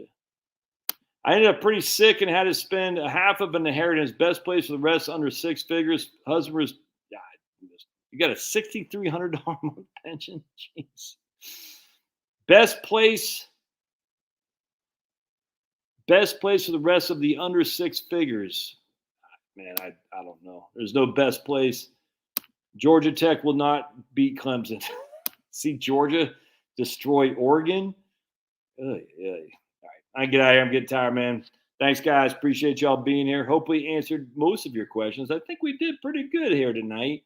Sorry to Scully. He says he's just rambling. He's rambling. Can tell they're new here. Actually, real quick, I got a dog. So I posted a video of Chloe when Finney and Chloe, when Chloe came back and Finney was jumping on her, and some guy said, "You can tell the black dog is, yesterday's news. No one likes the black dog. He's just begging for attention." I said, "Dude, you're obviously new here. If you don't know the black dog, A, his name Pablo, and B, that Pablo runs this whole damn show." You can always tell new people. Let's just put it that way. So I appreciate the new people and I also appreciate the crafty old veterans. God bless. And don't forget, God is good always. All right. We'll see you guys. Thanks.